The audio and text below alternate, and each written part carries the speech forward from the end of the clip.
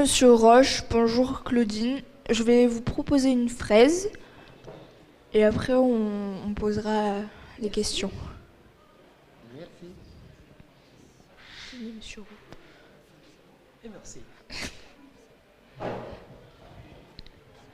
Alors bonjour à tous les deux. Est-ce que vous pourriez nous présenter votre exploitation ? Nous sommes une toute petite exploitation que je travaille avec mon mari, essentiellement que tous les deux. Qu'est-ce que j'ai dit ? Et vous commercialisez votre fraise Ah oui, voilà. en local Comme nous sommes une petite exploitation, tous nos produits sont commercialisés dans les marchés locaux de Carpentras, Velleron, voilà. Donc, Justement, on veut parler un petit peu d'économie de la fraise. La fraise est connue à Carpentras avec tout le bassin du Comtat vénécin. Donc vous commercialisez sur les marchés locaux. ouais. Quel est l'accueil finalement que vous recevez ? Ben, les gens, on voit quand même qu'ils s'intéressent à nos produits, la façon dont on les cultive. Donc c'est comment c'est ramassé et la vente directe. Les gens sont très chaleureux, ils y sont à l'écoute et ils se créent aussi des liens d'amitié avec ces gens-là. On retrouve toutes les années fidèles. Quand on parle de fraises, on parle d'innovation, et là je vais peut-être m'adresser à Monsieur Roche. En termes d'innovation sur la fraise, on a vu ces dernières années beaucoup d'apports. Pouvez-vous un petit peu nous indiquer ce qui s'est fait ? L'innovation en fraise, elle est permanente. L'innovation en fraise est permanente. Il y a 40 ans, quand on a découvert les plantations de plants frigo, qu'on appelait à l'époque, était déjà une innovation par rapport à la production ancestrale qui se faisait et qui durait plusieurs années. Donc on a planté les plants frigo. La dernière évolution, alors naturellement la serre qui protège la fraise et qui permet de mieux la maîtriser.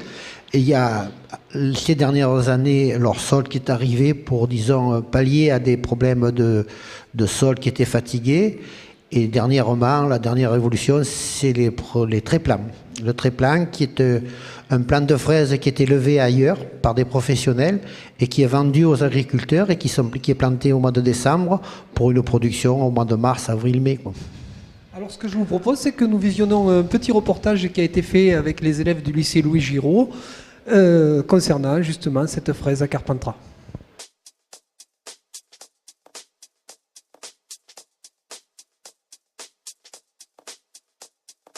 La fraise de Carpentras est réputée depuis plus de 100 ans. Dans le Comtat, de nombreuses exploitations agricoles se sont lancées dans la culture de la fraise.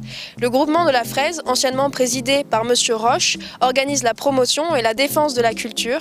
Allons à sa rencontre. Je suis le représentant légumes de la Fédé en Vaucluse et je suis aussi vice-président de Légumes de France. Donc je m'occupe à ce titre de tout ce qui est légumes et la fraise est un légume.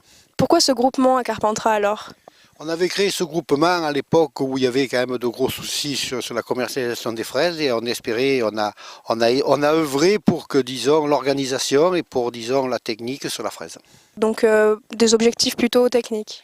Des objectifs techniques et aussi économiques parce que le groupement a été fait pour avoir des actions économiques. Pourriez-vous nous parler de la place sociale de la fraise à Carpentras ? Alors la place sociale de la fraise de Carpentras est extrêmement importante. La région du Comtat, parce que bon, on parle de Carpentras puisqu'on dit fraise de Carpentras, mais c'est la région du Comtat, est quand même une région extrêmement orientée vers la production de fraises, et ce depuis des décennies et des décennies. Donc quelque chose d'extrêmement important, qui a eu des périodes difficiles, mais qui est en train de reprendre et de s'étendre à nouveau, parce que la fraise est quand même un légume qui a quand même un niveau de rentabilité qui est acceptable pour le moment. On pourrait donc parler d'une culture de la fraise Il y a une culture de la fraise à Carpentras. C'est sûr que les gens de Carpentras et de sa région, et du Comtat, ont quand même une culture aux fraises extrêmement importante et sont fils et petits-fils de fraisiculteurs. Pourrions-nous parler d'une rentabilité sur tout le Comtat ou... Parler d'une rentabilité, c'est quand même difficile de parler de rentabilité, mais quand je vois que la fraise est en train de se développer, c'est que si les agriculteurs développent la fraise, c'est qu'il y a à quelque part une rentabilité. D'accord, merci.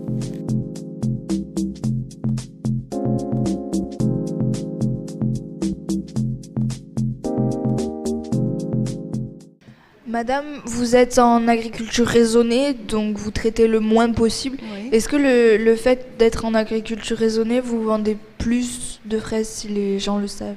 Je pense que oui, les gens sont très attentifs à ça. Ils nous posent des questions, justement, savoir comment on traite. Et oui, je pense que ça apporte un plus. Et cette année, par rapport au climat, tout ça, vous avez eu beaucoup de soucis? Pour l'instant, les plants de fraises sont sains, la fraise est saine. Nous n'avons pas de virus, donc pour l'instant, on peut manger la fraise comme ça, sans la laver. On la cueille, on la mange. On a vu, on parlait un peu économie, le prix moyen d'une fraise sur une année, c'est 4, c'est 5 euros. Oui, c'est entre 4 et 5 euros. Est-ce qu'il y a, par exemple, là, je m'adresse peut-être plus à Monsieur Roche, pour des serres chauffées, une nécessité de vendre un peu plus cher, justement, pour justifier les coûts? Disons qu'il y a un étalement de la récolte qui se fait en Provence, avec des serres, alors chauffées, on ne peut pas appeler ça chauffées, mais où le climat est vraiment maîtrisé avec des techniques spécifiques pour pouvoir commencer au mois de mars des fraises sous serre, parce que nous sommes une région très ensoleillée, donc nous sommes une des premières régions de France productrices de fraises. Donc il y a cette volonté d'étaler la culture de la fraise jusqu'au mois de juin, où après il fait trop chaud. Alors on ne peut parler innovation sans parler finalement fraises bio. Alors vous n'êtes pas en bio, vous êtes en raisonné. Est-ce que de raisonné, on a une évolution naturelle sur le bio? Est-ce que la fraise bio a un avenir à Carpentras? Je pense pas. Je pense pas. Je crois que le plus naturel, c'est la lutte raisonnée. À mon idée, parce que même en bio, ils se traitent les produits. Les gens s'imaginent en parlant bio que ça vient naturellement, mais non, pas du tout. Donc je crois qu'il y a une fausse idée sur le bio, tandis que la lutte raisonnée, ça veut bien dire ce que ça veut dire. Donc il y a quand même une place pour toutes les fraises, et la fraise de Carpentras reste une fraise qui va valoriser le comté vénécin. Moi je pense, oui. Je pense que c'est un produit qui est né dans le comté vénécin et qui a sa place chez nous. Oui, oui. Très bien. Et Monsieur Roche, vous, qu'en pensez-vous de ces innovations? Alors, et votre avis sur le bio? Mon avis sur le bio, et Madame Saint-Buchet en a parlé, les agriculteurs bio ne traitent qu'avec des produits naturels. Mais ça ne veut pas dire qu'un produit naturel est moins dangereux qu'un produit issu de la chimie de synthèse. Ce qu'il y a de certain, c'est qu'en fraise, en ce moment, et ça c'est les agriculteurs traditionnels qui l'ont développé depuis plus de 30 ans, on a ce qu'on appelle la PBI, c'est-à-dire la protection biologique intégrée, qui se fait à partir d'organismes vivants qui viennent lutter contre les prédateurs. Donc on lâche des petites bêtes avec des noms que je tairai parce que ce sont des noms scientifiques qui sont abominables à prononcer. Et on fait un équilibre naturel, et c'est pour ça qu'on a développé les serres. On fait un équilibre naturel qui se fait entre les prédateurs, les acariens, les pucerons et leurs prédateurs que l'on lâche et que l'on amène spécifiquement.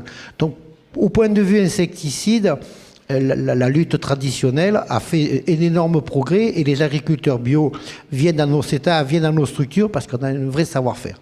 Après, pour la lutte des champignons, là, chacun a certains produits. D'accord. Eh bien, en tout cas, donc, comme l'autre, merci. De toute façon, quel que soit le mode de culture, il y a un avenir et il y a toujours de l'innovation pour la fraise à Carpentras.